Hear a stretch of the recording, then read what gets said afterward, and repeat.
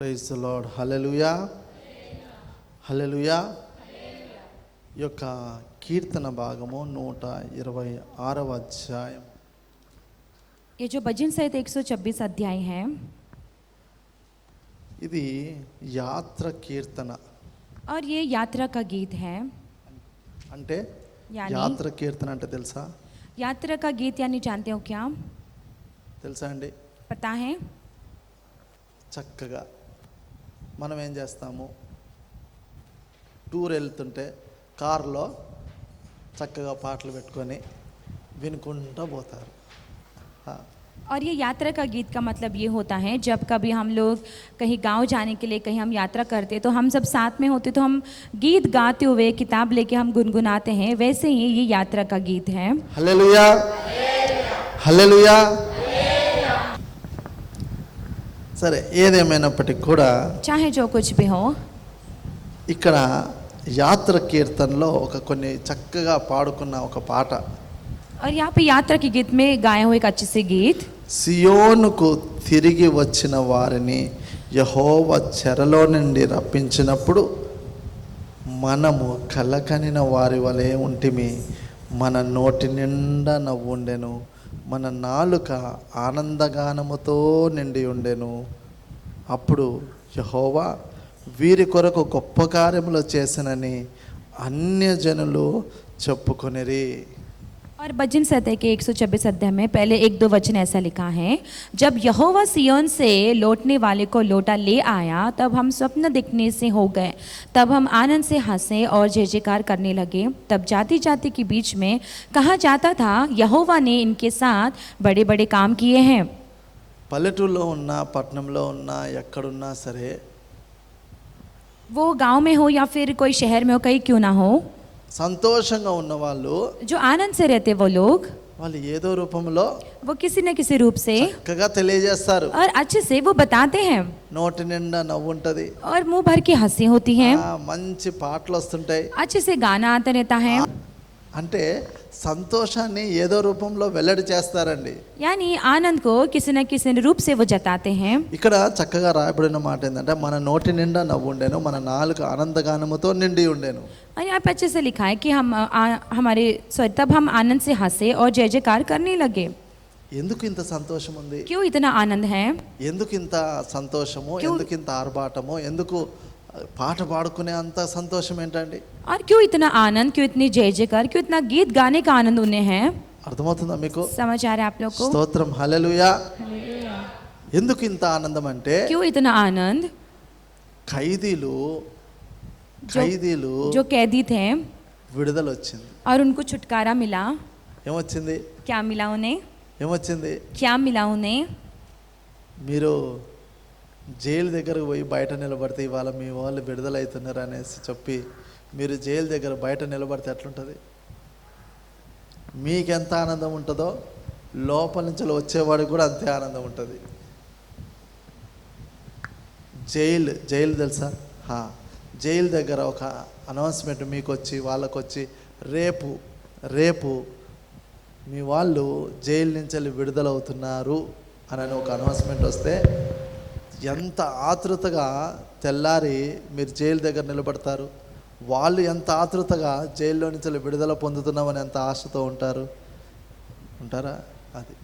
और जैसे कि हम मान के चलो हमारी कोई रिश्तेदार वाली अगर जेल में है, ऐसा सूचना मिले कि उनको अभी जेल से निकाला जाएगा या फिर उनको छुटकारा दिया जाएगा, जितना आनंद उन्हें मिलता है उतना आनंद जैसे हम कितनी जल्दी सुबह जाकर वहाँ उनका इंतज़ार करते हैं, वो जो आनंद है वो कैसे जताते हैं उस रीति से है. ये है, ఇది ఇక్కడ అదే రాయబడిందండి. यहाँ पे वही लिखा है, సియోనుకు తిరిగి వచ్చిన వారిని యెహోవా చెరలో నుండి రప్పించినప్పుడు, యెహోవా చెరలో నుండి రప్పించినప్పుడు, విడుదల పొందినప్పుడు వారికి కలిగే ఆనందం ఇది. और यहाँ पे उन्होंने कहा है कि सियोन से जो लौटा लिया है, जब प्रभु ने उन्हें छुटकारा दिया, वो जो जहाँ का आनंद था वो यहाँ पे जता रहे हैं. అర్థమవుతుందా? समझ आ रहा है? మనం ఎప్పుడు జైలు ఇవ్వలేదు గారు, हम మేము कभी బయటకు వచ్చి ఉంటే బాగా ఆనందించడం, జైలు ఇవ్వలేదు కాబట్టి మాకు ఆనందం తెలియదు అంటారా? हम कभी जेल नहीं गए, हमें पता नहीं. अगर हम जेल में होते, अगर बाहर आते तो वो आनंद कैसा होता हमें पता होगा, ऐसे कहोगे क्या? పాత రోజుల్లో पुराने दिनों में బానిసల కింద ఒక రాజ్యాన్ని రాజులు జయిస్తే और ఆ రాజులకి ఓడిపోయిన వారు తర్వాత ఆ రాజ్యాలు జయించిన వారి చేతిలో బానిస బ్రతుకులు. और एक पुराने ज़माने में ऐसा था जो गुलामी में रहते थे, जो गुलामी पे जिसने जीत पाई थी और जो जीत गए थे उनके वो गुलामी वाले जब उन पे जीत पाए थे, जो आनंद था वैसा ही आनंद यहाँ जता रहे हैं. మళ్ళీ చెప్తా, పాతకాలంలో మళ్ళీ చెప్తా, రాజులు జయించిన వారు ఒక వారైతే ఓడిపోయిన వారు ఒకరు.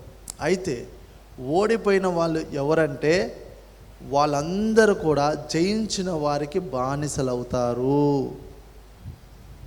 ఏమవుతారు? బానిసలు అవుతారు. जो राजा होता है वो किसी पे विजय पाता है और जो हार जाते हैं वो लोग उनकी और गुलामी में रह जाते हैं. हाँ, जो जीता है उनके गुलाम बन जाते हैं. सब लोग उनका गुलाम बन जाते हैं. अभी अपना देश भी इससे पहले अलग अलग राज्य स्थापन में थे, यहाँ था. उसके बाद ब्रिटिशर्स के नीचे हम लोग थे. समझ में? ఇంతకుముందు వేరే వేరే రాజులు మనల్ని ఏలుబడి చేసేవాళ్ళు. తర్వాత కాలంలో బ్రిటిషర్స్ భారతదేశాన్ని అంతా ఏలుబడి చేశారు. చేశారా చేయలేదా? చేశారు కదా. ఎంత కాలం అయిందండి? 76 సంవత్సరాలు. ఇప్పుడు ఎంత స్వతంత్రం వచ్చి ఎన్ని సంవత్సరాలు? 47. 1947 నుంచి వెళ్ళి 2023కి ఎన్ని సంవత్సరాలు అయింది? ఎన్ని సంవత్సరాలు అయింది? అంతే, 76 సంవత్సరాలు అంతే.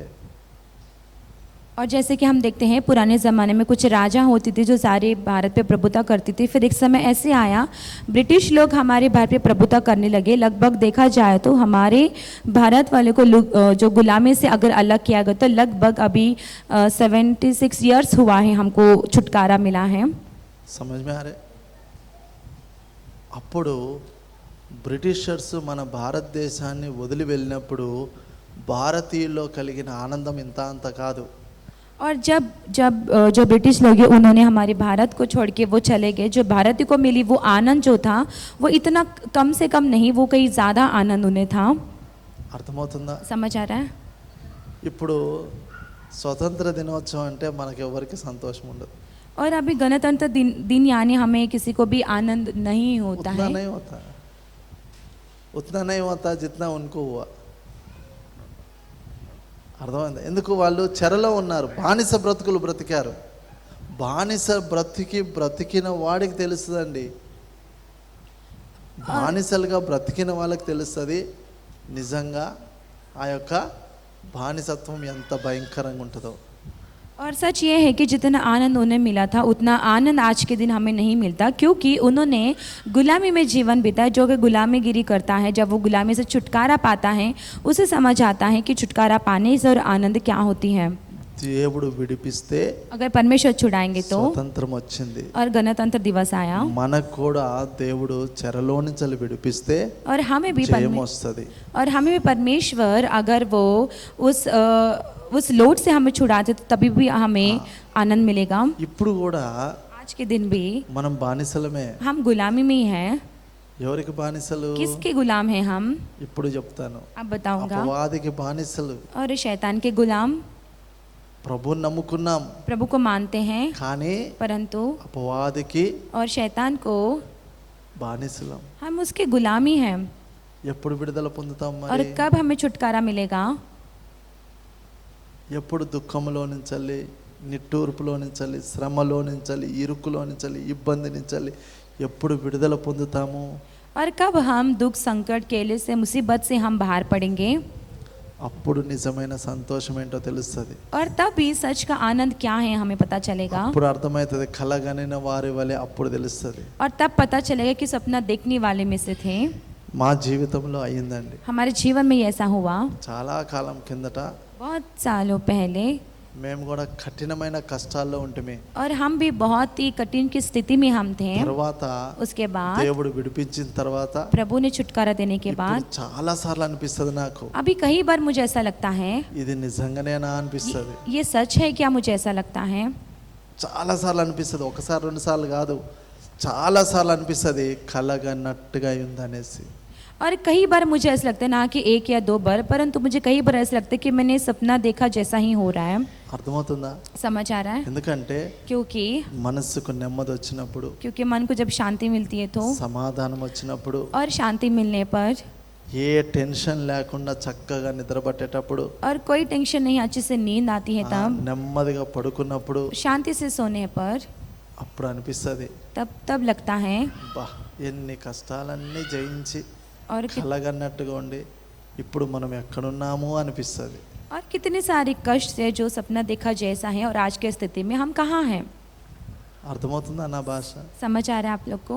మీకు అనిపించాలనే ఇన్ని విషయాలు చెప్పేది. और तुम्हें भी ऐसा लगना चाहिए, इसलिए मैं इतनी सारी बातें बता रहा हूँ. వీటన్నిటి నుంచి దేవుడు విడుదల ఇస్తాడండి. इन सब से प्रभु छुटकारा देंगे. మీరు అనుకుంటారు तुम దేవుడు सोचते ఏం होंगे, చేస్తాడు అని. దేవునికి అసాధ్యమైనది ఏమీ లేదు. చేయగలడు, చెయ్యగలడు, చేస్తాడు అని నమ్మాలా.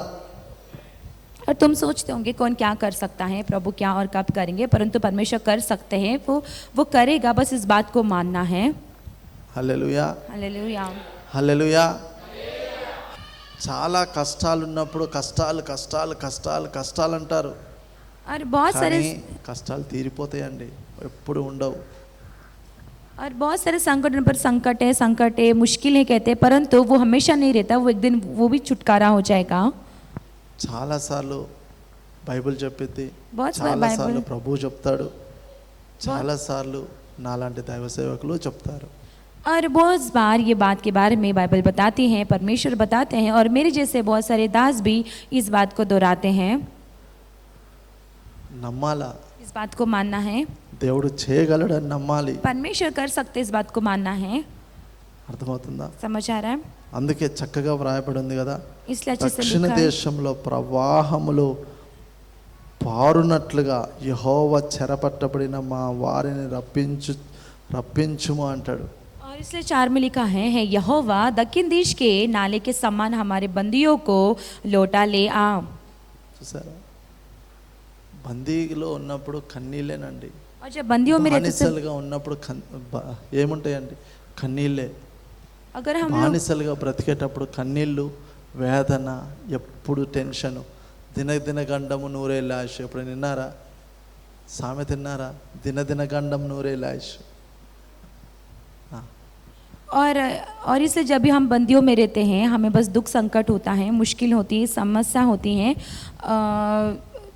दिन ब दिन దిన గండం నూరేళ్ళ ఆయుష్. ఎప్పుడు ప్రాబ్లమ్సే. ఇంకోటి సామెత రెక్కాడితే కానీ డొక్కాడదు అంటే, తెల్లారు చేస్తే పని చేస్తే కానీ వెళ్ళదు, और పని చేస్తే కానీ వెళ్ళదు. అది और ऐसा है कि अगर जब तक हम अपना हाथ नहीं चलाते, हमारा पेट नहीं भरता, काम नहीं करेंगे तो हमारा पेट नहीं भरता है. కష్టకాలం అండి. और ये कष्ट का समय है. ఒక 2-3 నెలలు నేనేం పని చేయలేను, హాయిగా కూర్చొని తింటాను, కొంచెం నెమ్మది పొందుతాను అంటానికి ఉండదు. और 1-2 महीना मैं कुछ काम नहीं करूँगा, बस आराम से शांति से बैठ के खाऊंगा, ऐसे कहेंगे तो ऐसा नहीं हो सकता. ఎందుకంటే क्योंकि బానిసగా, చర్మమంతా బానిసగా, ఆలోచన అంతా బానిసగా, ఆలోచన అంతా వేదనగా ఉంటుంది. क्योंकि पूरे गुलामी में हमारा शरीर हो या फिर हमारा चमड़ी हो या फिर हमारे सोच विचार हो, सारी चीज़ गुलामी में ही रहता है. అర్థమవుతుందా? समझ आ रहा है. వేదన చాలా కష్టమండి. और दुख बहुत ही मुश्किल है. స్తోత్రం, హల్లెలూయా, హల్లెలూయా. అందుకే అంటాడు, కన్నీళ్లు విడుచుచు విత్తువాడు సంతోషగానముతో పంట కోస్తాడు. और इसलिए कहते हैं कि जो आंसू बहाते हुए जो बोएगा, वो हंसते हुए उसको खोएगा. చాలాసార్లు ఈ మాట చెప్పాను. बहुत सी बारी बात मैं बताता हूँ. చాలాసార్లు ఈ పొలంలో ఈరోజు కన్నీళ్ళ పంట ఉండొచ్చు, కానీ పంట వచ్చినప్పుడు సంతోషిస్తారు. और मैं बहुत बार बताता हूँ, इस खेत में आज आंसू से बरी बोया होगा, परंतु वो आनंद से उस खेत को काटेंगे। ఈ శరీరంలో ఏ పంట వేసారో గుర్తుపెట్టుకోండి. और इस शरीर में कौन सा ఎంత मिट्टी కన్నీళ్లతో ఈ పంట వేసారో గుర్తుపెట్టుకోండి. ఈ శరీరంలో కానీ సంతోషంగా పంట కోస్తారు. परंतु इस शरीर में तुमने कितना सारा आंसू बहाते हुए इसको बोया है, कितने सारे दुख आपने इसमें बोया है, परंतु आनंद से आप इसको काटोगे। పిడికెడు విత్తనములు చేత పట్టుకొని ఏడ్చుచూ పోవు విత్తువాడు విత్తా ఉంటాడు. ఈ శరీరంలోనే వాక్యాలు అలా లోపలికి తీసుకుంటున్నప్పుడు ఒక పక్క కన్నీళ్ళు, ఒక పక్క వేదనతో ఆ యొక్క పగిలిపోయిన జీవితాలు ఈ శరీరంలో అలా విత్తుతుంటే దేవుడు దాన్ని కనికరిస్తాడండి. और मुट्ठी भर का दाना लेकर अगर वो रोते हुए ज़मीन पर अगर वो बोता है, तो जैसे कि हमारा दुख हो, हमारा संकट हो, हमारी आंसू हो, वो सारी चीज़ें जैसे रोते हुए बोएगा, परंतु वो आनंद से उसको काटेगा। ఎక్కడ ఎక్కడ నాటుతున్నావు? और कहाँ पे तुम उसको बो रहे మన हो? శరీరంలో हमारे शरीर में। వాక్యాలు కొన్ని వాక్యాలు అవి మన హృదయాలు తాకుతున్నప్పుడు, మనల్ని అంటుతున్నప్పుడు, మనల్ని ముడుతున్నప్పుడు, మన హృదయాలు పిండబడుతున్నప్పుడు, వాక్యము చేత మన హృదయాలు పిండబడుతున్నప్పుడు, అవి దున్నబడుతున్నప్పుడు నాటబడిన విత్తనాలు అవి. और कहाँ पे और कैसे बोते हो? कुछ वचन जैसे हमारे हृदय में, हमारे शरीर में जैसे कि वो बोया जाता है या फिर वो बहुत ही पिघला जाता है, उसे मसल दिया जाता है, वैसे वैसे वो फल लाती हैं। నువ్వు ఎంత కన్నీటితో అయినా నీ శరీరంలో విత్తనాలు విత్తండి. ఎంత దుఃఖమైనా ఉండండి, ఎంత వేదనైనా ఉండండి, ఎంత బాధ అయినా ఉండండి, ఈ శరీరంలో చక్కని విత్తనాలు, వాక్యం అనే విత్తనాలు వేయండి. దేవుడు చక్కని పంటిస్తాడు. సంతోషగానములో కోత కోసే పంట ఇస్తాడని మళ్ళీ చెప్తున్నాను. और तुम कितना ही आंसू भरे, कितना ही दुख संकट में रहो, परंतु उस बीज को, उस वचन नाम के बीज को तुम बोते रहो। एक दिन ऐसा आएगा उसको फल भरी और खेत से भरी ऐसे हंसी और आनंद का खेत तुम काटोगे। ఇంకొక సీక్రెట్ చెప్తాను మీకు. और एक और रहस्य बताऊंगा। ఒక సీక్రెట్ వింటారా? एक रहस्य सुनेंगे क्या? మీరు పొలంలో పంట వేస్తే, अगर तुम खेती में अगर तुम खेती लगाते हो तो, విత్తనాలు వేస్తే, अगर बीज डालोगे तो, టమాటా వేస్తే, टमाटर डालोगे तो అవి 2 నెలలకి పంట వస్తుంది. वो 2 महीने के बाद खेत అంటే उगता है, 60 రోజులకు వస్తుంది. यानी 60 दिन में वो उगेगा। కొత్తిమీర వేస్తే, अगर धनिया डालोगे तो, ధనియాలు వేస్తే, కొత్తిమీర వేస్తే अगर धनिया डालोगे तो 45 రోజులకు వస్తుంది. 40 दिन में वो आता है। పాలక్ తెలుసా? పాలకూర వేస్తే, పాలకూర విత్తనాలు వేస్తే, अगर पालक के बीज डालोगे तो అది కూడా 50 రోజులకి పంట వస్తుంది. वो भी 50 दिन में उगेगा। అర్థమవుతుందా మీకు? समझ आ रहा है? తొందరగా వచ్చే పంటలు ఇవి. और जल्दी उगने वाले खेत है ये। మామిడి పంట ఎప్పుడు వస్తుందో తెలుసా? और आम का फल कब आता है पता है? 4 సంవత్సరాలకు వస్తుంది. 4 साल को वो आता है। ఏంటి? क्या? ఎన్ని సంవత్సరాలకి? कितने साल लगते हैं? 4 సంవత్సరాలు. 4 साल लगते हैं उसे। అర్థమవుతుందా? समझ आ रहा है? తొందరగా వచ్చే పంటలు ఉన్నాయి, जल्दी उगने वाले भी खेत हैं, లేట్గా వచ్చే పంటలు ఉన్నాయి. और देर से उगने वाले भी खेत हैं। గుర్తుపెట్టుకోండి, याद रखना, అర్థం చేసుకోవాలి. వాక్యము इस वचन को చాలా समझना चाहिए స్పష్టంగా అర్థం చేసుకోవాలా. और बड़ी स्पष्टता से इसको समझना ఈ है। వాక్యము ये जो वचन है, జీవ వాక్యము जीवन का वचन, నిజంగా ఈ రోజు విత్తితే, सच में आज बोएंगे तो దేవుడు కనికరిస్తే ఇప్పుడే పంట పండిద్దండి. अगर परमेश्वर ने अनुग्रह किया तो अभी ही वो बीज उगेगा। రేపే కోస్తావు. कल ही तुम इस खेत को काटोगे।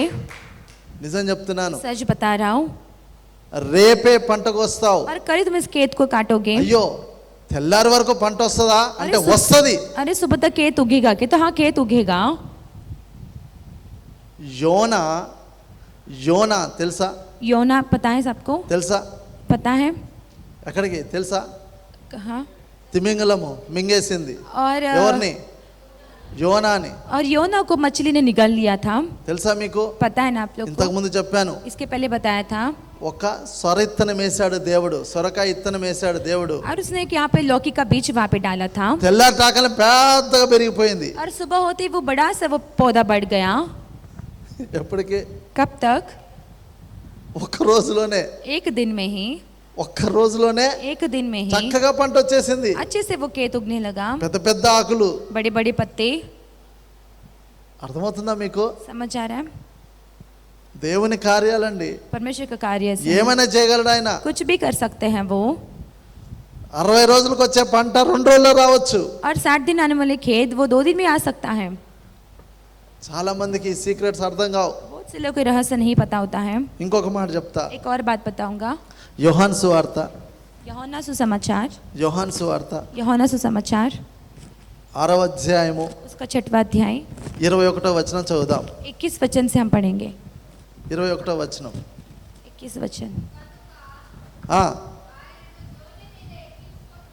ఆయనను దోణి మీద ఎక్కించుకుంటకు వారు ఇష్టపడిరి.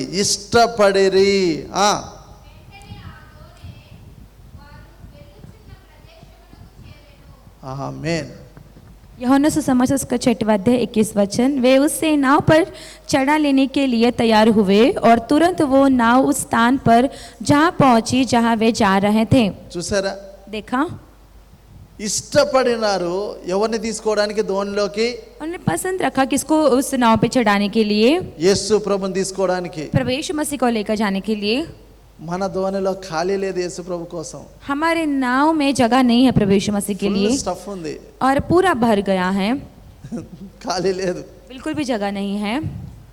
అర్థమైందా? समझ आ रहा మీ है? దోణిలో జాగుందా? तुम्हारे नाव में जगह है क्या? లేదు. नहीं है. ఖాళీ చేస్తే खाली करेंगे तो యేసయ్య వస్తాడు, प्रभु यीशु मसीह आएंगे, మీ దోణిలో కూర్చుంటాడు. तुम्हारे नाव में वो बैठेंगे. ఎందుకు తలుపు తీయరండి యేసయ్య కొడితే? क्यों दरवाज़ा नहीं खोलता अगर प्रभु ने खटखटाया तो? తలుపు తీసుకోవడం ఏం లాభం, ఖాళీ లేదుగా. दरवाज़ा खोलकर क्या फ़ायदा, क्योंकि जगह ही नहीं है. అర్థమైందా మీకు? समझ आ रहा है?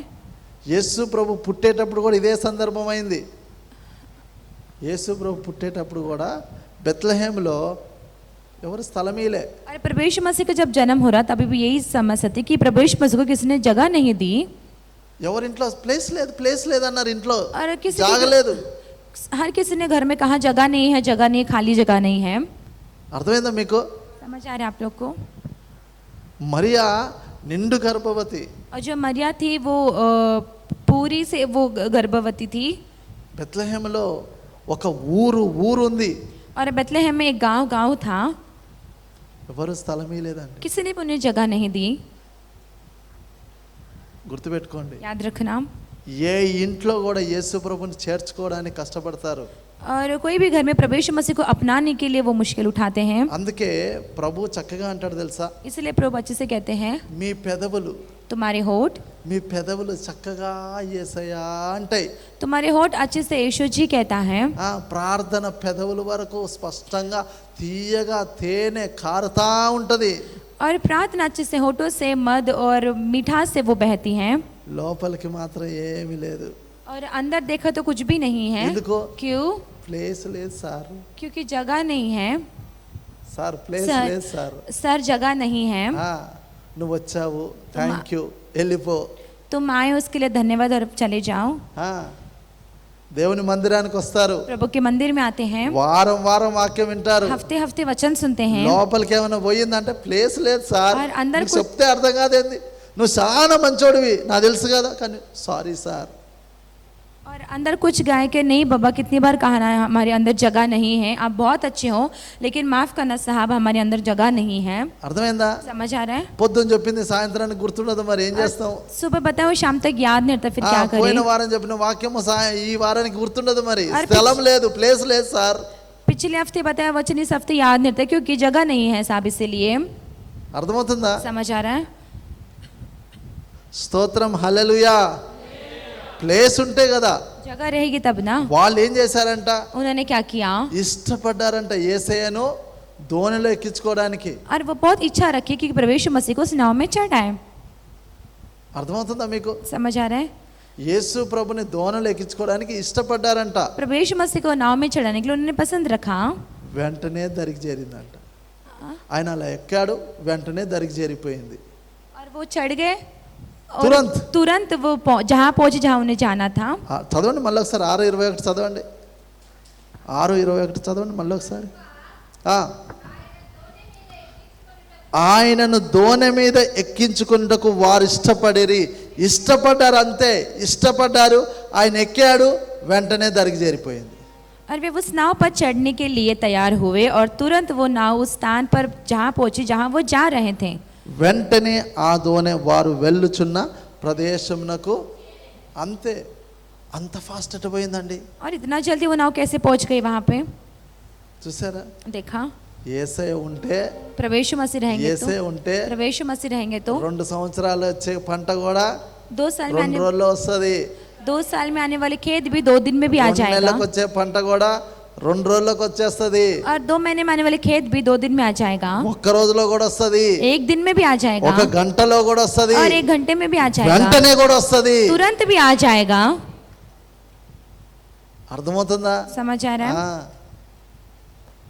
చాలా మందికి ఇది అర్థం కాదండి. बहुत से लोग को समझ नहीं आता है. దేవుని వాక్యాలు అర్థం కావు. प्रभु का वचन समझ नहीं పైన आता పైన పైన పైన ఎగిరిపోతుంటాయి. और ऊपर ऊपर ही सब उठ जाता है. అది పైన పైన ఇయ్యాలి విన్నాము మర్చిపోయాం, విన్నాము మర్చిపోయాం, విన్నాము మర్చిపోయాం.